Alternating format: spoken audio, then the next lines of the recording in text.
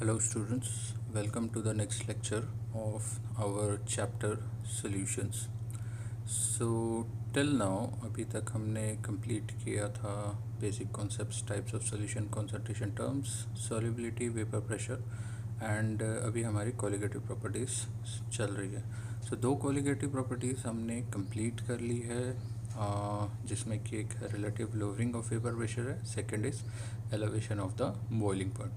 So third colligative property, depression of the freezing point. So depression of freezing point का मतलब क्या होता है? तो सबसे पहले हमें पता होना चाहिए कि फ्रीजिंग पॉइंट का मतलब क्या होता है. So the freezing point of a substance may be defined as the temperature at which the vapor pressure of the substance in its liquid phase is equal to its vapor pressure in the solid phase. See freezing point basically एक temperature होता है, जैसे कि water के लिए कितना 0 degree Celsius, 0 degree Celsius, या अगर हम केल्विन में लेंगे तो 273 केल्विन. सो 0 डिग्री सेल्सियस वो पॉइंट है जिसमें कि जो हमारा लिक्विड है जैसे कि water, so water liquid phase में भी एग्जिस्ट करेगा और सॉलिड फेज में भी एग्जिस्ट करेगा and they will be in dynamic equilibrium. मतलब कुछ मॉलिक्यूल्स सॉलिड से लिक्विड फेज की तरफ मूव करेंगे, कुछ मॉलिक्यूल्स लिक्विड से सॉलिड फेज की तरफ मूव करेंगे, ऐसा कंटिन्यूसली होता जाएगा. उसके बाद जैसे ही कुछ पॉइंट में टेम्परेचर डिफरेंस चेंज होगा, सो या तो पूरा सॉलिड फेज की तरफ मूव कर जाएगा हमारा इक्विलिब्रियम, या तो पूरी तरह से लिक्विड फेज की तरफ. अगर सॉलिड फेज की तरफ मूव करता है तो हम उसे कहेंगे कि फ्रीजिंग हो रहा है, और अगर लिक्विड फेज की तरफ मूव करता है तो हम ये बोलेंगे कि मेल्टिंग हो रहा है. So I hope the freezing point is understood. So freezing point पे क्या होता है कि वेपर प्रेशर जो होता है सॉलिड फेज का वो इक्वल हो जाता है vapour pressure in liquid phase के. सी यहाँ पे ये डायग्राम हमें दिख रहा है, यहाँ पे ये सॉलिड फेज दिख रहा है और यहाँ पे ये लिक्विड फेज दिख रहा है. तो जब हमारा टेम्परेचर फ्रीजिंग पॉइंट यानी कि 0 डिग्री सेल्सियस या 273 केल्विन पे पहुँचेगा तो इन दोनों फेजेस के वेपर प्रेशर इक्वल हो जाएंगे. अब इसमें ये हो सकता है कि अगर टेम्परेचर जैसे हमने थोड़ा सा बढ़ा दिया तो ये जो सॉलिड पार्टिकल्स है ये सारे लिक्विड की तरफ चले जाएं, या टेम्परेचर हमने थोड़ा सा कम कर दिया तो पूरे के पूरे लिक्विड पार्टिकल्स सॉलिड फेज की तरफ चले जाएंगे. सो अब होता क्या है कि जब हम इस लिक्विड में या फिर जो हमारा सॉल्वेंट बोलें तो इसमें हम एक नॉन वोलेटाइल सोल्यूट ऐड करते हैं, तो हमने पढ़ा है कि जो वेपर प्रेशर होता है दैट डिक्रीजेस. हमने ये राउल्स लॉ वाले लेक्चर में पढ़ा था. सो जब नॉन वोलेटाइल सोल्यूट आप ऐड कर रहे हो और वेपर प्रेशर डिक्रीज़ हो रहा है, ऑब्वियसली अब नया वेपर प्रेशर जो होगा वो कम हो चुका है, तो अब उसे थोड़े कम टेम्परेचर पे फ्रीज़ कर सकेंगे. इसके लिए कर्व है, इस कर्व को हम समझने की कोशिश करते हैं. सो यहाँ पे ये कर्व दिख रहा है, यहाँ पे ये जो लाइन है that is the line for frozen solvent, मतलब कि यहाँ पे सॉलिड स्टेट होता है. ये वाली जो लाइन दिख रही है हमें यहाँ पे लिक्विड सॉल्वेंट है, सो this is the liquid state. अब यहाँ पे ये जो पॉइंट है that is the freezing point. यहाँ पे डायनामिक इक्विलिब्रियम एग्जिस्ट कर रहा है. अब हो क्या रहा है, हम अपने सॉल्वेंट में एक नॉन वोलेटाइल सोल्यूट ऐड करेंगे. सो जैसे ही हम नॉन वोलेटाइल सोल्यूट ऐड करेंगे तो क्या होगा, वेपर प्रेशर की वैल्यू क्या हो जाएगी, कम हो जाएगी. सो वेपर प्रेशर की वैल्यू कम हो जाएगी तो क्या होगा, अब नया वेपर प्रेशर जो डिक्रीज़ हो गया है, सो अब सॉल्वेंट को अगर हमें फ्रीज करना हो तो ये कर्व किस तरह से जाएगा, कुछ इस तरह से जाएगा. अब सॉलिड स्टेट में पहुंचेगा जब, तो ये पॉइंट कहाँ पे टच कर रहा है, यहाँ पे टच कर रहा है. पहले कहाँ टच कर रहा था, यहाँ पे. अब कहाँ पे टच कर रहा है, यहाँ पे. सो टेम्परेचर की अगर हम एक्सिस देखें तो क्या हो रहा है, टेम्परेचर पहले था T0F जो कि प्योर सॉल्वेंट के लिए था. अब जो नया टेम्परेचर है हमारे सॉल्यूशन का दैट इज़ TF. सो अब होगा क्या, जो हमारा फ्रीजिंग पॉइंट था, सपोज़ वाटर का था 0 डिग्री सेल्सियस या 273 केल्विन, अब क्या हो जाएगा, कम हो जाएगा. मतलब हमें ज़ीरो से कम में, या तो नेगेटिव में या फिर 272 या 271 इस तरह के कोई टेम्परेचर पे वाटर हमारा फ्रीज़ होगा जब वो एक सोल्यूशन बन जाएगा. सो हमारा एक्सप्रेशन आता है del T F is equal to T0F minus TF. So del TF क्या है, that is depression of freezing point. कितना चेंज आया, कितना डिप्रेस हुआ, वैल्यू कितनी घट गई. टी नॉट एफ क्या था, प्योर सॉल्वेंट का फ्रीजिंग टेम्परेचर था, और टी एफ है हमारे सोल्यूशन का फ्रीजिंग पॉइंट या फिर temperature at which the solution will freeze. So अब हम इसे थोड़ा मैथमेटिकली और एक्सपैंड करते हैं। सी हमने last lecture elevation of boiling point में पढ़ा था कि जो एलिवेशन ऑफ बॉइलिंग पॉइंट होता है वो किसके प्रोपोर्शनल होता है, मोलैलिटी या मोलर कॉन्सेंट्रेशन के। उसी तरह से फ्रीजिंग पॉइंट भी डायरेक्टली प्रोपोर्शनल होता है मोलैलिटी या मोलर कॉन्सेंट्रेशन के। सो सभी को पता है जब हम ये प्रोपोर्शनलिटी साइन हटाएंगे तो हमें एक कांस्टेंट मिलेगा, दैट कांस्टेंट विल बी के F. F is for freezing, और पिछले वाले में एक्सप्रेशन में क्या था, बी था, K b, so that was for boiling. So K F को बोला जाता है फ्रीजिंग पॉइंट डिप्रेशन कांस्टेंट या फिर मोलर डिप्रेशन कांस्टेंट या फिर cryoscopic constant. So K b was ebullioscopic constant and K f is cryoscopic constant. से cryo means cold होता है, ठंडा करना या जमाना। So cryo word cryoscopic. So cryoscopic क्या है, what is cryoscopic constant? It is defined as the depression in freezing point when the molality of solution is unity. से molality की वैल्यू 1 कर दोगे तो kf की वैल्यू किसके बराबर आ जाएगी, डेल्टा टी एफ के। सो डेल्टा टी एफ क्या है, हमारा depression of freezing point. So unit क्या हो जाएगा, kf इज़ केल्विन किलोग्राम पर मोल। सो आपको तो पता है यूनिट कैसे निकालते हैं, डेल्टा टी एफ का यूनिट क्या होता है, केल्विन होता है। मोलैलिटी का क्या होता है, मोल्स पर केजी। अब इस पूरे मोल्स पर केजी को दूसरे साइड पे ले जाएंगे तो हमें ये यूनिट मिल जाएगा।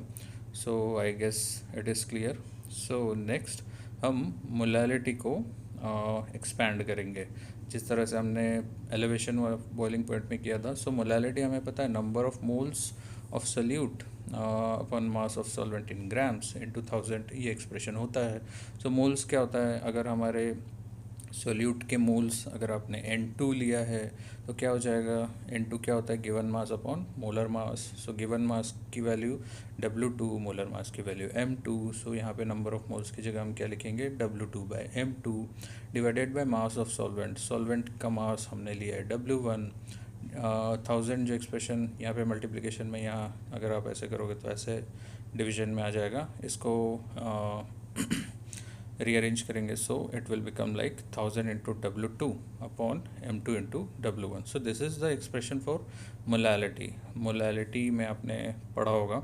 सो नेक्स्ट अब हम इसे हमारी इक्वेशन जो कि डिप्रेशन ऑफ फ्रीजिंग पॉइंट आई थी, delta T F is equal to K F into molality, उसमें पुट करेंगे m की वैल्यू। सो क्या आ जाएगा हमारा expression, delta T F is equal to K F into W2 upon M2 upon W1 into 1000 always. अब rearrange करो इसे।